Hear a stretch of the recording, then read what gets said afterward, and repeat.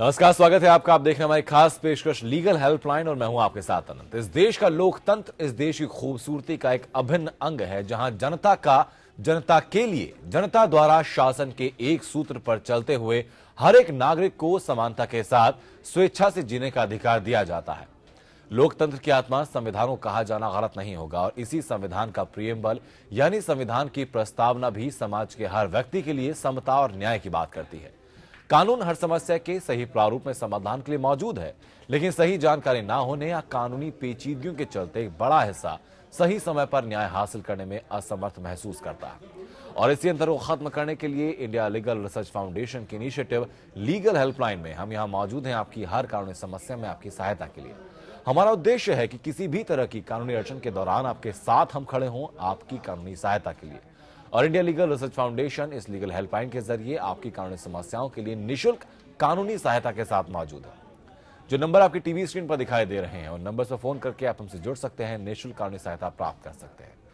रोजाना आपके सामने एक नए विषय के साथ हम आते हैं ताकि आपकी कानून संबंधी जानकारी को मजबूत किया जा सके। इस दरमियान आप हमसे किसी भी तरह की कानूनी समस्या को लेकर सहायता के लिए हमें कॉल कर सकते हैं। आज का जो हमारा विषय है वो है साइबर क्राइम को लेकर और साइबर अपराध को लेकर क्या कानूनी प्रावधान है। अगर आपके साथ ऐसा कुछ होता है तो आपके पास क्या रास्ता बचता है खुद के लिए इंसाफ लेने का, और किस तरीके से इस तरीके के अपराधों का अंजाम दिया जाता है, उसमें कैसे बचाव के तरीके हो सकते हैं। इन सभी पहलुओं को हम छुएंगे अपने इस शो के दौरान। आप अगर किसी भी कानूनी समस्या से जूझ रहे हैं या इस बारे में कोई और सवाल भी आपके मन में आता है तो कानूनी सहायता के लिए आप हमें कॉल कर सकते हैं।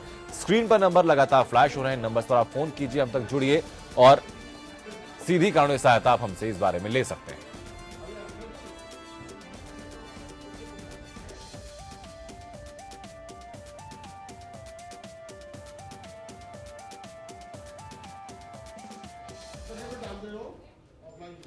सुप्रीम कोर्ट के वरिष्ठ अधिवक्ता विवेक सूद हमारे साथ हैं। विवेक सर, बहुत बहुत स्वागत है आपका सर इस शो में आने के लिए।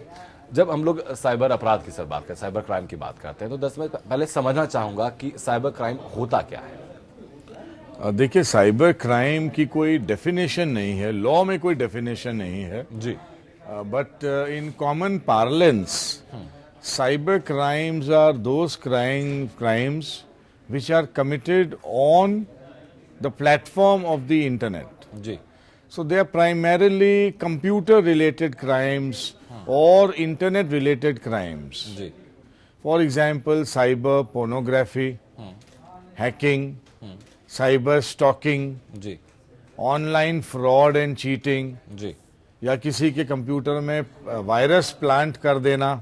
जी, so these are some of the instances of cyber crimes. ठीक है। पर साइबर क्राइम कहीं लॉ में डिफाइन नहीं है। ठीक है। सर, सोशल मीडिया का कल्चर जिस तरीके से बढ़ा है तो साइबर स्टॉकिंग का रेट भी उसी तरीके से बढ़ गया है। साइबर स्टॉकिंग को बहुत ज्यादा लोग फेस कर भी रहे हैं, तो साइबर स्टॉकिंग से निपटने के क्या तरीके हो सकते हैं? देखिए, साइबर स्टॉकिंग जो है, cyber stalking is a repeated and continuous harassment of the victim जी, by following the victim जी, or by communicating with the victim. जी, और ये जरिया जो है ईमेल के थ्रू होता है। कई टाइप्स ऑफ साइबर स्टॉकिंग्स हैं। फॉर एग्जांपल, एक तो है कि जो साइबर स्टॉकर है वो अपने विक्टिम को ईमेल्स भेजता है, रिपीटेडली ईमेल्स भेजता है और उसको हैरस करता है, जबकि वो विक्टिम जो है वो इंटरेस्टेड नहीं है उसकी ईमेल्स रिसीव करने के लिए, पर वो ईमेल्स रिपीटेडली भेजता है। ये सबसे common form of cyber stalking है। Some of the other forms are, for example, कई ऐसे भी केसेस हमने देखे हैं कि जो स्टॉकर है वो विक्टिम का नाम किसी पॉर्न साइट पे डाल देता है और वो सब्सक्राइबर बना देता है, तो विक्टिम के पास पॉर्न मटेरियल आना शुरू हो जाता है। तो this is also kind of cyber stocking. या साइबर स्टॉकर विक्टिम का नाम कोई डेटिंग, ऑनलाइन डेटिंग साइट पे डाल देता है, तो विक्टिम को बहुत सारे टेलीफोन कॉल्स और ईमेल्स आने शुरू हो जाते हैं। तो these are some types of cyber stalking. अब जहां तक कानून का सवाल है, 2013 तक कोई भी ऐसा लॉ नहीं था विच पनिश्ड साइबर स्टॉकिंग। जी, 2013 में आईपीसी अमेंड हुआ और सेक्शन 354D जी, was incorporated in the IPC, which punishes cyber stalking जी with imprisonment of up to 3 years. जी And if the offence is committed the second time, subsequently, with imprisonment for 5 years. ठीक है sir, जो आपने बताई तीन चीज़ें आपने बताई कि ईमेल के जरिए आप स्टॉकिंग के चांसेस सामने आते हैं, या फिर किसी पॉर्न साइट पर आपका नाम डाल दिया, सब्सक्राइब आपको करा दिया वहां से, या फिर किसी डेटिंग वेबसाइट पर डाल दिया, आपके पास कॉल्स आने शुरू हो जाते हैं, मेल्स आने शुरू हो जाते हैं। अगर किसी के साथ ऐसा होता है, किसी को एनोनिमसली ऐसे कॉल्स मैसेजेस आने शुरू हो जाते हैं, या फिर पॉर्न मटेरियल रिसीव होना शुरू हो जाता है, तो फिर उसका एक्शन आगे क्या होना चाहिए? वो कहाँ जाके कंप्लेंट? देखिए सबसे पहला स्टेप जो विक्टिम लेती है और जो लेना चाहिए, वो एक कंप्लेंट फाइल करें in the nearest police station, या अगर आपके शहर में कोई साइबर क्राइम सेल है तो वहाँ पे आप एक कंप्लेंट फाइल करिए, और उस कंप्लेंट फाइल होने पे पुलिस एक एफआईआर रजिस्टर करेगी, और एफआईआर रजिस्ट्रेशन पर पुलिस इन्वेस्टिगेशन को इनिशिएट करेगी और कोशिश करेगी कि जो साइबर स्टॉकर है उसको आइडेंटिफाई किया जाए और उसको पकड़ लिया जाए और प्रोसिक्यूट किया जाए। ठीक सर, एक और चीज़ हम लोगों ने देखी है कि जो हमारा ईमेल में हमें एडवर्टीजमेंट की बहुत सारी मेल्स आती है। उनका बेसिक कंसेप्ट ये होता है कि वो कहीं से डेटाबेस खरीद लेते हैं, उसके बाद बल्क ईमेलिंग की जाती है, जो कि आप चाहते भी नहीं आपके पास आए। रिपीटेडली अगर ऐसी मेल्स आती हैं तो क्या ये भी साइबर क्राइम के अंडर फॉल करता है? नहीं, वो देखिए वो साइबर स्टॉकिंग में नहीं फॉल करेगा। हाँ। उसको हम कहेंगे स्पैम जी। So there is a difference between spam and cyber stalking जी। साइबर स्टॉकिंग में जो मोस्ट इंपॉर्टेंट एलिमेंट है वो रेपुटेशन है, पर harassment of the particular victim है। देखिए जो स्पैम मेल है, जो स्पैम एडवर्टीजमेंट्स हैं, वो तो सबको आते हैं जी। उसमें कोई पर्टिकुलर विक्टिम आइडेंटिफाइड नहीं है जी। और साइबर स्टॉकिंग के जो मोटिव्स हैं, जो कॉमन मोटिव्स हैं, वो ये है कि भाई किसी को हमने हैरेस करना है, तो हमें उसको स्टॉकिंग के थ्रू, साइबर स्टॉकिंग के थ्रू ये हैरेसमेंट किया जाए जी। या बहुत ऐसे केसेस देखे गए हैं कि जैसे कोई एक्स है, कोई डिवोर्स्ड वाइफ है, या कोई एक्स लवर है, या उनमें जो है कुछ उनकी रिलेशनशिप में ब्रेकडाउन हो गया है, या किसी लेडी ने किसी के एडवांसेस को, किसी मेल के एडवांसेस को ठुकरा दिया या उसको स्पर्न कर दिया, तो वो हैरेसमेंट के मोटिव से इस तरीके के वो स्टॉकिंग को किया जाता है। ये कुछ मोटिव्स हैं साइबर स्टॉकिंग के। So therefore I would clearly distinguish between spam and cyber stocking. ठीक है, इस वक्त सर के सिंह कानपुर से हमारे दर्शक हमसे जुड़ रहे हैं इस वक्त। सिंह साहब अपनी बात आप रखें, कैसे आपकी सहायता हम लोग कर सकते हैं?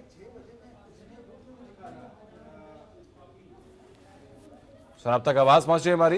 You'll have to explain to me, वो ऑडिबल नहीं होगा, बता दीजिए। हेलो जी सर, अपनी बात रखिए। हेलो सर जी, हमने आपको 2-3 बार मतलब कॉल किया है। हमारे पिताजी 13-14 साल से कानपुर से गायब हो गए हैं सर जी, और उनके क्या बोलते हैं कि मानसिक संतुलन सही नहीं था, और मतलब उनके नाम जमीन है, मतलब मैनपुरी जिले में गांव घुसलेंडा पड़ता है सर जी। तो वहाँ के हमने डीएम को लिखित लेटर दिया है माता जी के नाम से, और डीएम ने आज तक हमें कोई मतलब जानकारी नहीं ली। हमने फोन नंबर दिया सर जी, और मेरे पिताजी का कोर्ट में 955 नंबर कोर्ट में केस लगा है सर जी, सिविल डिफेंस में कानपुर से सर। नहीं तो केस किस मामले में था आपका?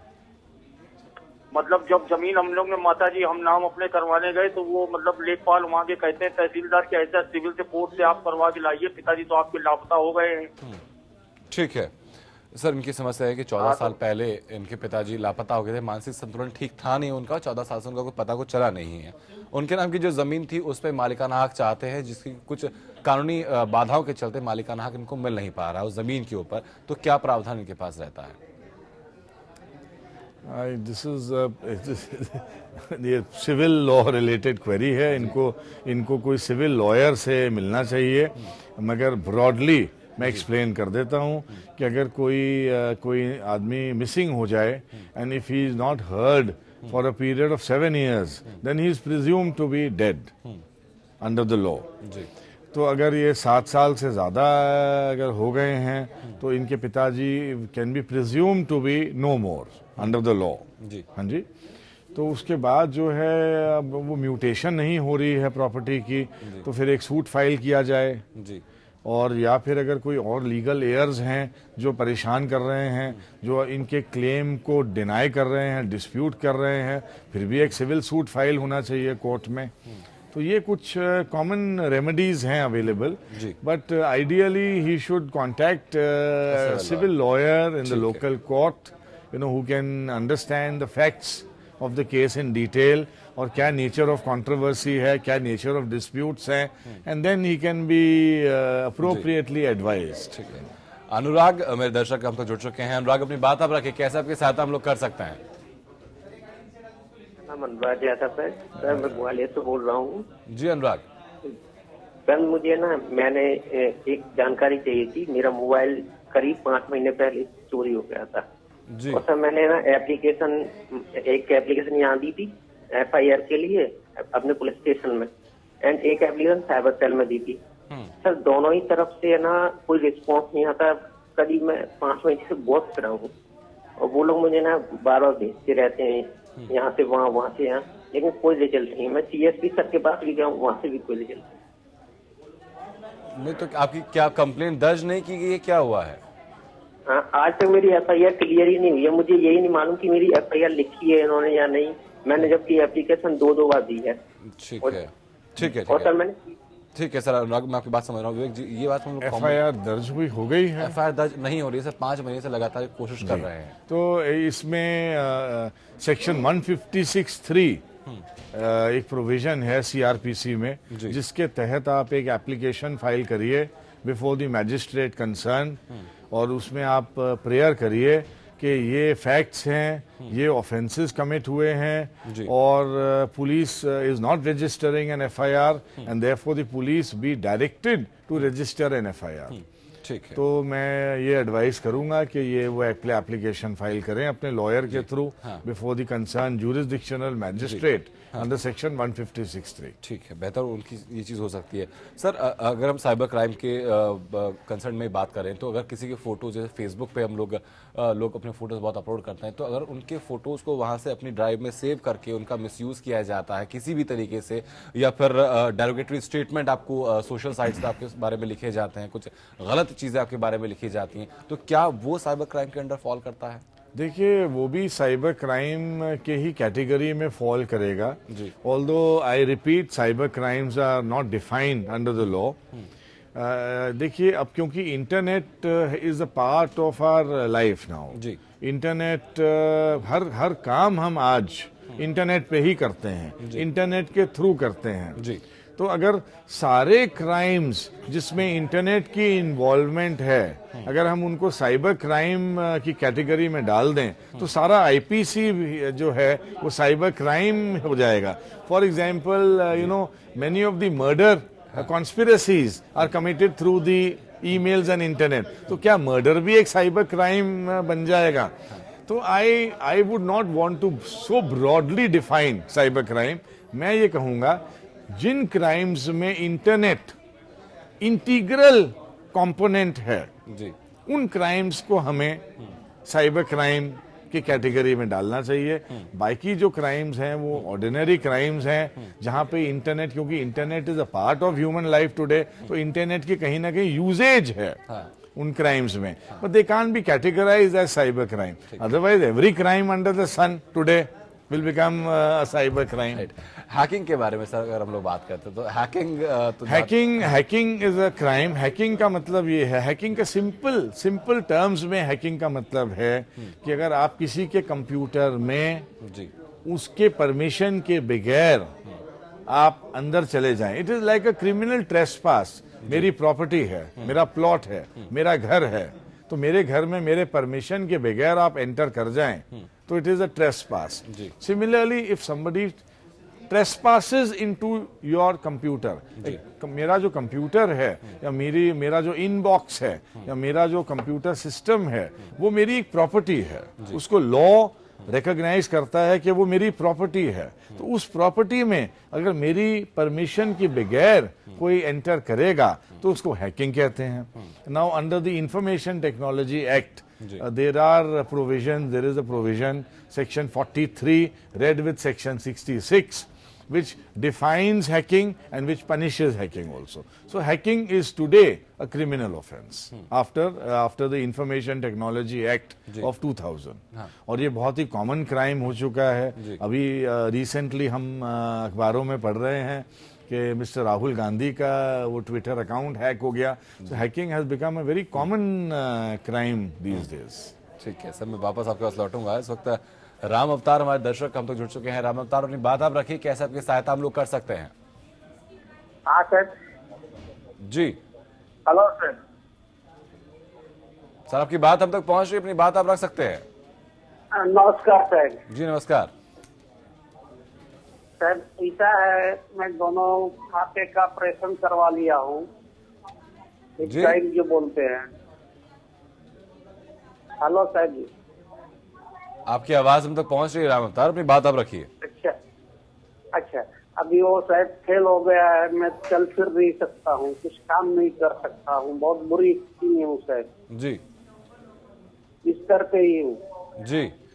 और डॉक्टर हाथ ऊंचा कर दिया है कि मैं नहीं कुछ कर सकता। अब शायद मैं अपने घर में अकेला ही कमाने वाला था, मेरी 3 लड़की है और औरत, दूसरा कोई कमाने वाला नहीं है। हमसे क्या चाहते हैं राम अवतार आप हमसे क्या? हम आपसे चाहते हैं सर, मेरा जो भी स्थिति है आप सरकार को दिखाइए सर। सर हम कोशिश जरूर करेंगे राम अवतार कि आपकी बात पहुंचे, और इसके बारे में आप भी अगर मुख्य सचिव को और खुद मुख्यमंत्री को चिट्ठी लिखकर अवगत कराएंगे तो तब एक बेहतर तरीका हो सकता है कि आपकी बात वो लोग बेहतर तरीके से तो मैं लिख के शायद मैं चिट्ठी तो लिख के दे दिया हूँ अगस्त में 22-23 तारीख को और 28 तारीख को, उसका कोई जवाब हमको नहीं मिला। ठीक है राम अवतार, आपका नंबर हम तक जरूर पहुंच चुका है। India legal research foundation team से आपको कॉल आएगा और बेहतर तरीके से आपकी चिट्ठी के बारे में जानकारी लेकर आपकी चिट्ठी लेकर हमारी तरफ से भी आगे प्रोसेसिंग की जाएगी। बहुत बहुत शुक्रिया आपका हम तक जुड़ने के लिए। सर जो साइबर क्राइम की हम लोग बात कर रहे हैं, इसमें दंड का प्रावधान क्या है? जी, जो साइबर क्राइम की हम लोग सर बात कर रहे हैं, इसमें दंड का प्रावधान क्या है? दंड का देखिए, डिफरेंट क्राइम्स को डिफरेंटली पनिश किया गया है under the law, but ordinarily most of the offences under the Information Technology Act जो हैं, और या आईपीसी में जो साइबर स्टॉकिंग का प्रोविजंस हैं और भी कुछ साइबर रिलेटेड प्रोविजंस हैं, in most of those provisions the punishment is up to 3 years imprisonment। हाँ, पर आपको इंडिविजुअल प्रोविजन पढ़ना पड़ेगा। हर इंडिविजुअल प्रोविजन में एक डिफरेंट क्राइम डिफाइंड है और सेंटेंस भी उसमें प्रोवाइडेड है, मगर most of the offences entail a punishment of up to 3 years imprisonment। जी ठीक है। इसमें सर जो पीड़ित व्यक्ति होता है, उसके किसी फोटो को पोर्नोग्राफी के लिए यूज किया गया है या फिर उसमें मॉर्फिंग, हाँ जी, it is called morphing, right, कि भाई किसी की जो है बॉडी किसी की है और फेस किसी और का लगा दिया है और बॉडी जो है कोई न्यूड है या उस टाइप का है, तो ये भी क्राइम है, ये डिफाइंड है under the information technology act. And IPC में भी कई क्राइम्स हैं, 509 है, outraging the modesty of a woman है, और आईटी एक्ट में भी हैं कई प्रोविजंस। तो उसमें भी वही प्रोसीजर है कि भाई file a complaint before the cyber crime cell और the nearest police station, and then it is for the police to investigate. ठीक है। इस वक्त सर सुल्तानपुर से जमुना प्रसाद हमारे दर्शक हमसे जुड़ चुके हैं। जमुना प्रसाद जी, अपनी बात आप रखिए, कैसे आपकी सहायता हम लोग कर सकते हैं? सर नमस्ते। जी नमस्कार सर, मैं जमुना प्रसाद पांडे सुल्तानपुर डिस्ट्रिक्ट से बोल रहा हूँ सर। जी, हमारे यहाँ सर 29 मई को हो गई थी 2015 में सर। आपकी आवाज जमुना प्रसाद हम तक साफ पहुंची नहीं, अपनी बात दोबारा रखिए आप। सर काफी देर से हम मिलाए हैं सर, लाइन पे हूँ सर। जी जी बताइए सर। हमारे यहाँ सन 2015 में 29 मई को एक हत्या हो गई थी सर, जिसमें हम गवाही हैं सर। जी। और जेल से मुलजिम हमको मार डालने, काट डालने की धमकी दे रहा है। उनके घर वाले गाड़ाबंदी सर, रास्ते में हम लोगों को साथी नहीं जाने देते हैं और इसके अलावा बहुत जान माल की खतरा चल रही है सर, और कोई सुनवाई नहीं हो रही है। हमने कहा सर से हम बात कर ले थोड़ा सा सर। जी, इस बारे में क्या पुलिस में कंप्लेंट की आपने कि आपको इस तरह की धमकी मिल रही है? जी सर, कंप्लेंट सीओ साहब के यहाँ से हमने किया था सर, थाने गया था, लेकिन कोई कार्रवाई नहीं हुई सर। उसके बाद जेल से मोबाइल फोन पे सर धमकी आ रही है और जान से मार डालने की धमकी आ रही है सर मुलजिम की तरफ से। ठीक है, विक जी आपके पास में। ये कॉमन प्रॉब्लम है और इस पे काफ़ी अब सुप्रीम कोर्ट के काफ़ी जजमेंट्स भी आ गई हैं कि विटनेस प्रोटेक्शन प्रोग्राम्स होने चाहिए। मेरी एडवाइस ये है कि ये एक एप्लीकेशन फाइल करें इन द कोर्ट कंसर्न्ड और वहाँ पे अपनी जो एलिगेशंस हैं वो उनको कोर्ट के सामने रखें जी। अच्छा, कोर्ट कई बार कोर्ट एविडेंस मांगता है जी। तो अगर ये कहीं रिकॉर्ड कर सकें या इनके पास कोई रिकॉर्डिंग हो कि जो धमकियां आ रही हैं उनकी रिकॉर्डिंग हो तो रिकॉर्डिंग के ट्रांसक्रिप्ट बना के और रिकॉर्डिंग के साथ वो एक एप्लीकेशन फाइल करें कोर्ट में और फिर कोर्ट एक्शन लेगा। जो ये कल्प्रिट्स हैं जो इनको इंटिमिडेट कर रहे हैं और जो इनको हैरेस कर रहे हैं उन पे एक और एफआईआर दर्ज होगी, एक और केस दर्ज होगा और उन पे सख्त कार्रवाई की जाएगी। ठीक है, लेकिन क्या इसमें सर मीनवाइल जब तक पूरी प्रोसेसिंग होती है तब क्या इनकी एप्लीकेशन लगाने के बाद इनको सिक्योरिटी भी मिल सकती है पुलिस? जी मिल सकती है। ये कोर्ट में एप्लीकेशन फाइल करें या फिर एक रिट पिटीशन फाइल करें कोर्ट में, हाई कोर्ट में जी, या कंसर्न कोर्ट में फाइल करें कि मुझे एक प्रोटेक्शन चाहिए तो कोर्ट जो है कोई प्रोटेक्शन इनको देगा। जो लोकल पुलिस है उनको डायरेक्शन दी जाएगी कि इनको प्रोटेक्ट किया जाए, इनकी सेफ्टी जो है वो बरकरार रखी जाए। हाँ ठीक है। जमुना प्रसाद जी, उम्मीद मैं करता हूं कि जो आपकी दुविधा थी उसमें बेहतर सहायता आपको मिली होगी। उसके बावजूद अगर कोई और शंका आपके मन में रहती है तो नंबर हमारे लगातार खुले हुए हैं, आप किसी भी वक्त हमें कॉल करके निःशुल्क कानूनी सहायता हम लोग से ले सकते हैं। बहुत बहुत शुक्रिया आपका हमसे जुड़ने के लिए, बहुत बहुत शुक्रिया सर आपका भी शो में आने के लिए, बेहतर जानकारी इस बारे में देने के लिए। इंडिया लीगल रिसर्च फाउंडेशन की इनिशिएटिव लीगल हेल्पलाइन का एकमात्र उद्देश्य है कि आपको हम हर उस चीज से, हर उस कानून से अवगत कराएं जिसकी रोजमर्रा की जिंदगी में आपको जरूरत पड़ सकती है, ताकि अगर आपके साथ कुछ अनहोनी होती है, कोई गलत काम होते हैं तो पहला कानूनी कदम आप उठाने में खुद से सक्षम हो। नमस्कार।